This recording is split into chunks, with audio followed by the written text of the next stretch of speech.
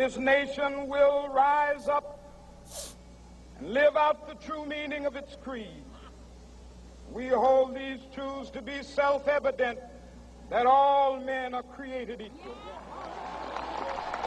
Good morning, Greenspring. Happy Monday. I am your host today, Avan Price, and I have two lovely ladies, Janet Rife and Miss Wanda Hill, with me today, and we're going to be discussing and talking about the life of Martin Luther King. And you know, we were talking about it yesterday. Do you say Happy Martin Luther King Day or not? Have you heard any of that? No. Well, we'll start that at Greenspring. All right. All right. Well, I'm excited for today's show, so let's just jump right into it. We were talking earlier before we started filming, and we were mentioning about where we were in our lives when we first heard about Martin Luther King. And unfortunately or fortunately, I wasn't alive when Martin Luther King was alive and the whole civil rights movement was happening. But I remember being in the 4th grade, and my teacher, Miss Atkins, we talked about the whole civil rights movement and everything about Jim Crow laws and everything like that. And at the time, I had my best friend, John, who was Caucasian white, and just learning about how we were separated, would have been separated and not able to be friends. We would have been enemies and things like that. So learning about Martin Luther King and the things that he did and promoted, like, you know, equality and everything like that, is just a powerful legacy. And so I just want to open up the door and the opportunity for you two ladies to talk about what has Martin Luther King done in your lives and his work has done for you. You want to start, Janet? Sure, I can, and I have to give just a brief background. I grew up in Western Pennsylvania, and the only people I knew were white, Irish, German. I mean, I knew no black people growing up. When I came to Washington when I was 19, which would have been 1959, I had an opportunity to travel down to South Carolina to visit a friend of mine who was in school there to go to dance or something. And a friend and I took the bus, and we went through the areas when we stopped at the bus where we saw colored and white fountains, and I was dumbstruck. I thought, what does that mean? I mean, I really had no idea about our country's racial history. So you heard nothing about that separation of white, colored, where you were from? Nothing. Had no clue, and I don't remember ever learning anything about it in school. So this was just a big shock to me. I didn't even quite know where to put it in my brain. Then a few years later, my husband and I married, and we went off to Hawaii, and we lived in a very diverse, mixed racial neighborhood, which was remarkable to me as I look back on it. And we had a Japanese couple, we had a Chinese woman married to a Caucasian, Japanese married to a Caucasian, another couple with a black adopted child, and it felt so right to me. So I think at the age of 22, 23, my mind was set on how things should be. So when we came back to the Washington area in the late 60s, I immediately became aware of Martin Luther King. Well, no, before that, I was aware of the 1963 march. I was in Hawaii at the time and just had our first child, and so I didn't watch a lot of news, but I was aware of that march. And then it all became clear to me what that meant when I saw those signs a few years earlier. So I was involved from the beginning in what he was doing, and greatly admired him. And the night that he was killed in '68, a friend and I were at a meeting at Grace Presbyterian Church right here in Springfield. The Poor People's Campaign was being organized at the time he was killed, and we were at a meeting at the church to see what we could do to support that. So we felt it very personally when we heard that he was shot. Why would you say personally? Why? Because we were there supporting what he was doing, and it was just such a horrible shock. And we were mostly whites, but just that, how could this have happened? And we admired everything that he was doing. And not all in our community did. I was teaching a religion class at the time, and I had a 6th grade class, and because the papers were full of stories about him, I asked my children to write a paper on him. And one mother came back and told her daughter to tell me, well, after all, he was in jail. So she had no idea why I would be asking my religion class to find out more about Martin Luther King. Yeah. And our pastor disappointed me badly too, because the day, and of course the riots were there afterwards, and all he said was, well, let's remember there was a death. He didn't make Not even give a name? No, he didn't even recognize. And this was a man that I already considered to be a prophetic man. And of course, as the years have gone on, I mean, he has become higher in my estimation of what he was able to accomplish. So anyway, that's my opening part. All right, Wanda, how about you tell us about your experience and your beginnings and All right, everything? of course, I was a little older than Martin Luther King, so I was not involved in all of it, but I certainly read about it, the dogs, the jail, all the things that he did, the nonviolence, etc. But the most interesting things for me personally were the fact that my husband went to Morehouse with Martin Luther King. Oh, okay. And let me give you a little background there. It was during the Second World War, and the number of students coming to Morehouse was becoming less and less because they were being drafted. So the board decided that they would go into high schools and take students out of high school and bring them into college to keep the college going. Okay. They went to get Martin Luther King at the 10th grade. They got my husband at the 11th grade, so neither of them ever graduated from high school. It was quite interesting when the Morehouse fellows would get together. They told me about their trip to Simsbury, Connecticut. Okay. Imagine this, a rattling yellow school bus taking a group of fellows from Atlanta, Georgia to Simsbury, Connecticut on a spring morning. And of course the noise they were making, et cetera, et cetera. But what was their purpose? They were there, believe it or not, to chop tobacco. I did not know until that time that tobacco grew in Connecticut. But that's what they did, and Martin Luther King was on that bus. Now With the your purpose, husband, right? with my husband. Okay. And the purpose, of course, was that someone up there paid them, and they used that money to pay their financial aid debts. I'm not sure how all of that worked out. Martin Luther King really didn't need to go, but I think his father, from what I understand from Morehouse Fellows, his father thought he needed a little training. Okay. And so he put him on the bus so that he could work with the other fellas. Of course, he was a very studious person, and when my husband and other fellows were on Saturday night having parties and going to movies and so forth, he was studying. So that's one thing I learned about Martin Luther King. And also the fact that he did not have to, he didn't need money to go to college. And so he was always dressed up. The rest of them looked like fellas will look. I mean, in any picture that you see of Martin Luther King, I mean, he got the full tux on, I mean, he got the suit That's on right. with the tie and everything. Well, at that time they wore tweed jackets, so Tweed. his nickname was Tweedy. Oh, okay. The Morehouse fellows who came to my house to talk about him called him either ML or Tweety, one or the other. So those are some little notes on Martin Luther King that I find interesting.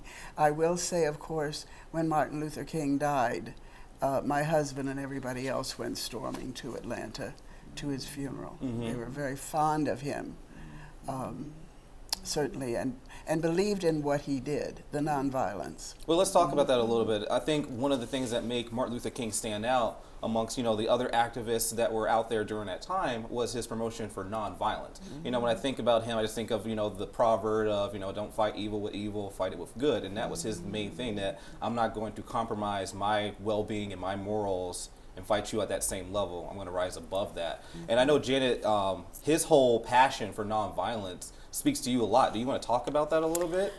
I do, and even as I grow older and continually see these stories and films of the civil rights marches, I am awestruck at the courage it took for all of those people, and there were some whites involved too, to be able to say and commit to themselves and to his leadership, I will not fight back.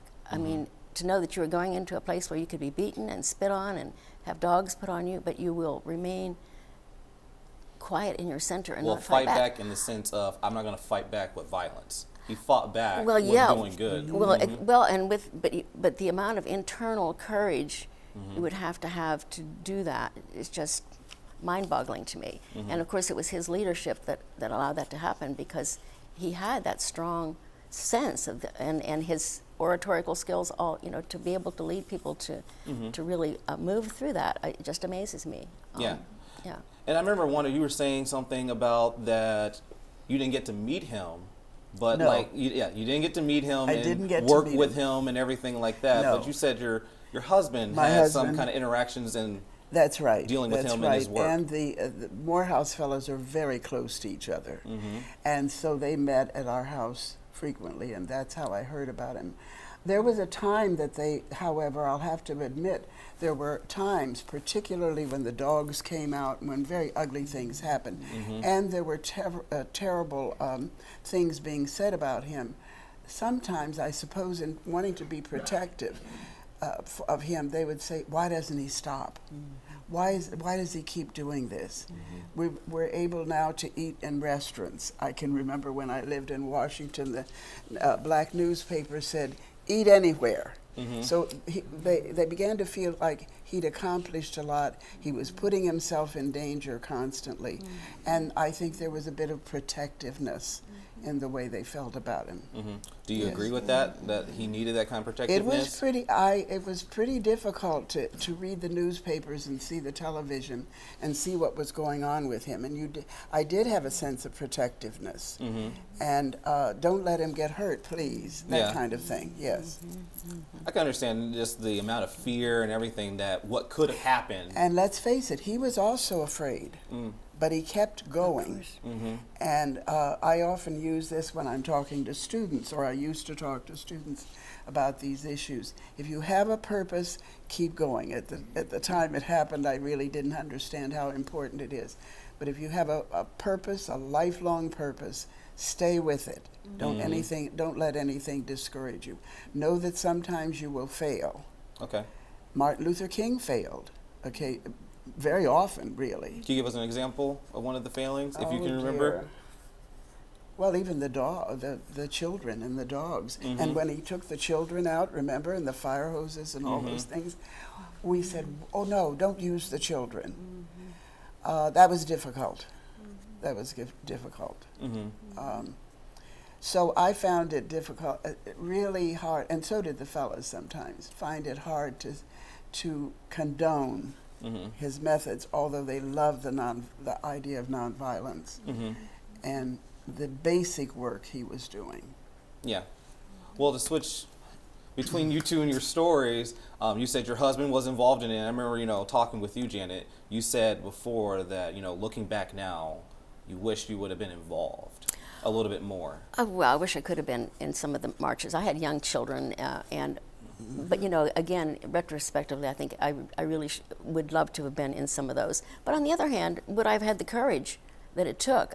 I don't honestly know. It's easy to look back and say, I wish I'd been there. Yeah. But I don't know if I had that kind of moral courage, really. I mean, it's huge. It's huge when you look at the videos we have of some of the stuff that happened to people. I can remember the day of the march. I wanted to go so badly, but my son Stephen was about 6 months old, and I didn't go, but my husband went, and I sat there with tears. I just sat there in tears. Can you explain kind of like what was going through your head at that time, where you were overwhelmed with emotion and everything like that? Of course, even beyond the speech was so powerful, but the numbers of people who came from all of the United States of that march, and I'm sure you've seen pictures of the thousands and thousands of people who came. And when my husband came home from the march, he said, "You'll want to go see this." And so I left in the car while he took care of my son and just watched the buses leaving Washington, D.C., bus after bus after bus, going to New York and Philadelphia. And it was just an awesome sight to see buses, one bus after another. It made you realize how monumental that march actually was, in addition to the speech. When you were just saying that, how he had such a huge following, I'm just thinking, what the power of one person with courage can do for our society. That, one person who's bold enough to take a stand for something that they believe in, like you said, their purpose, that they weren't going to let anything stop them. They're going to keep going on, how powerful that is. So, just make sure we can keep it rolling and switching gears here. Now, Martin Luther King talked about equality and, justice for blacks and everything like that. But you, Janet, brought something to my attention that I never knew about. You talked about how he spoke out against the Vietnam War. Can you tell me a little bit, tell us a little bit about that? Sure. Well, I think the catalyst to my thinking about this was there was an article recently in the Unitarian magazine talking about, I think the title is "The Radical King We Didn't Know." And it's maybe some parts of his thinking that haven't survived as well as the "I Have a Dream" speech, which of course is the pinnacle of everything he ever said and did. But just before he was killed, he was speaking out against the Vietnam War. And the clip that I found, just expresses what he was saying at that point. And I was already becoming somewhat political, but I wasn't in the civil rights marches, but I was in a few gatherings against the Vietnam War. And at that time, my husband was working in the Pentagon, and he wasn't all that in favor of what I was doing, but he didn't try to stop me. I mean, he was worried about me a bit. So. What was he worried for? Like, what do you think? Well, because he was working for the Army, and I was protesting against what the Army was doing in Vietnam. I mean, I mean, he felt that I could be putting myself in danger, and I could have, I suppose. Although I didn't feel like it took tremendous courage. I didn't think it took anything like the kind of courage it would have taken to be in the civil rights marches to do that. Okay. Well, let's. You talk about you have a clip. So, Greenspring, we found a clip that this speech that Janet's talking about. So, how about we take a look at it, and then we'll come right back to discuss. This, because it was a very nice speech that I never even heard before until you brought it up. Yeah, and it wasn't part of the '63 speech because some of the footage on there shows that speech. I don't know exactly where this was delivered. I found it kind of by accident on the internet. So. All right, so let's listen to the speech, and we'll be right back to discuss it.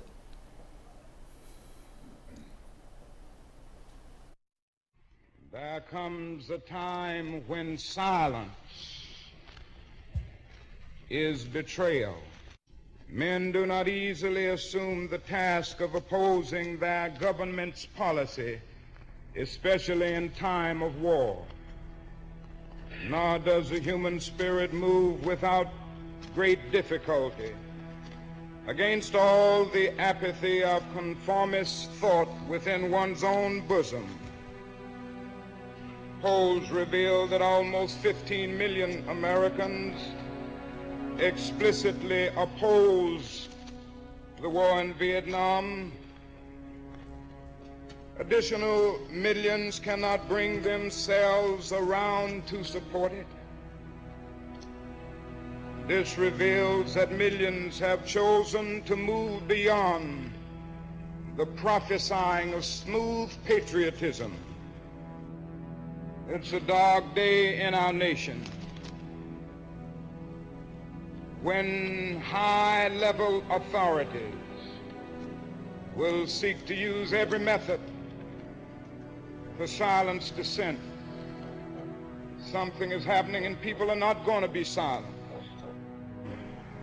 Then came the build-up in Vietnam, and I watched the program broken as if it was some idle political plaything of a society gone mad on war.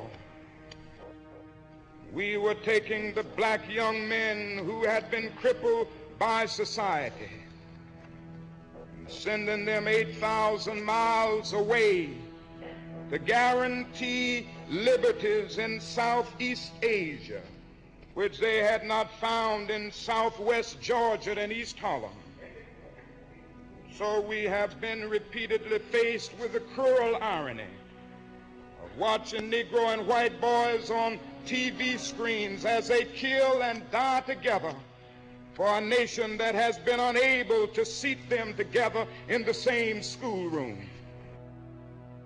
There is at the outset a very obvious and almost facile connection between the war in Vietnam and the struggle I and others have been waging. All right. Yeah. How about you? I'll let you start it, Janet. Yeah, just briefly, really. But it made sense that he would have spoken out against the war if he was nonviolence. I mean, he was saying that it makes no sense that we have violence is being used against our black brothers and sisters here, and yet we're sending them, and we're committed to nonviolence, but we're sending our boys over to Vietnam to do violence against other human beings. And I think he had an incredible instinct foreseeing the hypocrisy in certain things. And so it made sense that he would speak out. And who knows whether that was, but he was out of his element when he started speaking there. Everybody was, not everybody, but many people were cheering his nonviolence and his civil rights movement. But I think some people felt that he was, well, now he's stepping into something that's none of his business. And he was killed shortly after he started saying these things. You think he found it be hypocritical for kind of like the U.S. to say, oh, we need your, black men to fight for the country, but yet we won't give you the full rights of a regular person. Exactly. You think that was his main issue with it? Exactly. We're going there to hopefully, the idea at the time was to assure that people there were free when blacks were not really free here yet. I mean, they were still working on that. So I think it made sense. And I consider him sort of a prophet, really. Okay. Anyway, talk about that reluctance, and then I have one thought about that. Yes. I forgot to mention that all of this happened not because Martin Luther King originally wanted it to happen this way. After Rosa Parks got on the bus and there were all those problems and the people walked to work, they decided that they wanted to form a committee to combat this segregation. And they met in a church. And one by one, the older or elder people there said, no, I don't want to do it. I can't do it. And finally, they chose Dr. Martin Luther King, even though he was opposed to being the leader. And I think, to me, that also indicated that once he got into it and the purpose was made clear to him, he really soared. He was committed to what? He was committed and hurt himself a lot. What do you mean hurt himself a lot? The fear, the having to go to jail, even with the presidents of the United States at that time, it was very difficult to work with him, particularly with the march. And so he fought through everything. And as I say, he didn't always succeed, but he just kept right on going. And I have a friend in Savannah with whom Martin Luther King stayed when he had a day or two to rest. And he said this was a man who was so tired and in person was so beaten down, and yet we did not see that when he came out in public. He was worn out, really. When you were talking, sorry to interrupt you, but okay. I just wanted to mention that I remember when you were just talking about the fear, there was that recent movie that came out. I think the title was Luther. Anyways, I remember the fear that was going on in his personal life. He was getting phone calls. That's right. Of threats. His wife was getting, that poor wife was getting phone calls of, I'm going to do harm to your children. That's or right. do harm to like this and that. And I know for a mother, that's very scary for hearing threats for her children. So I know Martin Luther King had a lot of fear surrounding him, and he overcame all that. But let's go to your next point, Janet. Well, it's just that I see him as a prophet, and I've studied some theology, and the stories about some of the Old Testament prophets, they were often reluctant too. That's right. Not me, even Moses. I can't go and talk to Pharaoh. I don't know how to speak. So yeah, he had some remarkable connection to God, however, some higher power, I think, into his courage. And something that struck me too, he was only 39 when he died. I had forgotten how young he was. 39? 39. Yes.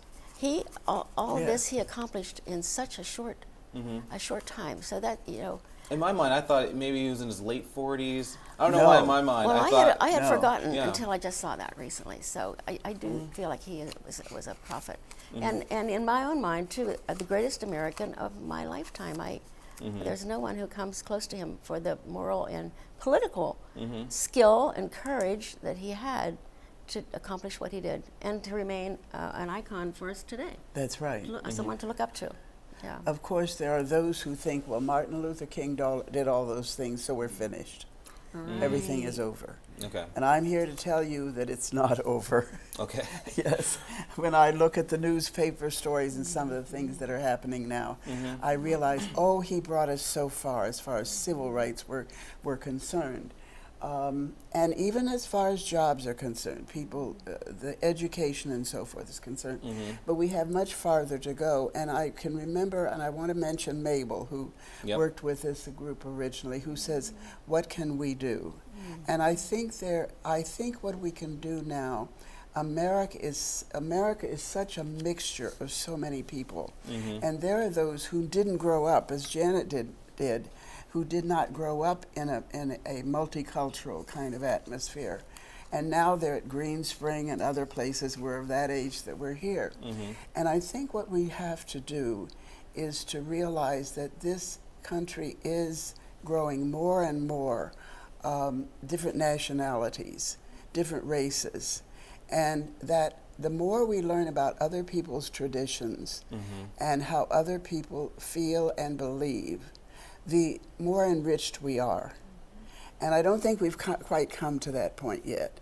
We point out other people, oh, he's Asian American, she's Jewish American, and so forth, without realizing that we're all thinking of the fact that we're all Americans. And I think that's what Martin Luther King would have worked for farther along in his work. He started with the workers where he was killed, and I think he would have gone farther.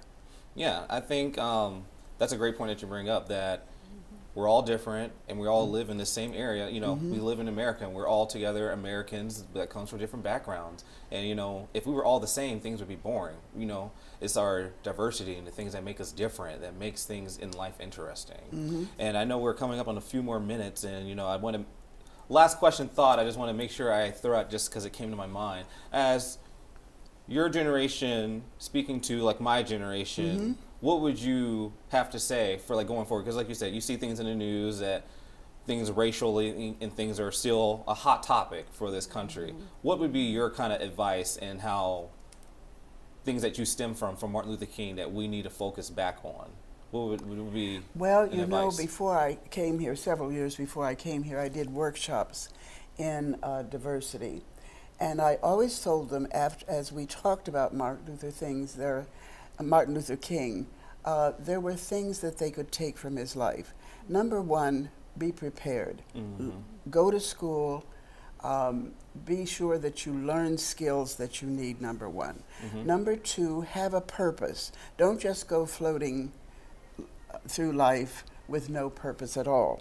And another thing is developing leadership skills, and you can do that either becoming a class leader, a manager of a basketball team, working with a Boy Scout or Girl Scouts, doing those kind of things. You can you can learn leadership skills and stick true to your purpose. Be sure that you follow it. As I say, don't be afraid to lose every once in a while, because Martin Luther King lost. We all lose things, but come right back up fighting. Those are the things that I think he taught us on a personal basis. What about you, Jenny? What would be kind of your word to my generation, the young generations and the generations after me? Well, certainly everything you said, Wanda, is absolutely true. And don't be afraid. I think we're hearing a lot of fear in politics right now. We're afraid of the immigrants and afraid of this one, afraid of that one.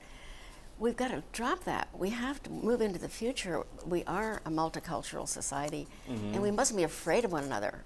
People that are different, you know, we've got to embrace and you know, don't even think about, let's get closed into our little group. That seems to me a big We can learn so much from each other. That's what's so Darn fascinating. Right. Yes. Where would I be if I didn't have white friends and Jewish friends and so forth and so on? Yeah, absolutely. It's a limited life, really. Yeah. Absolutely. So I just want to encourage people, learn about each other. It enriches your life so much. You know, when you're just saying that, you know, I told you before, my mother, she grew up in like the inner cities of Chicago. Yes. Her whole life, and all she was around was blacks, and until she married my dad at 19 and he was in the military, she moved to Germany, and that was really her first real interaction being around Caucasians. And she said she just had a whole different perspective of life. That was the first time she ever really left the inner city and anything like that. So you know, it does enrich your Interesting, life yes. and everything like that. So It does. accepting others, you know, Yes. cultivates you.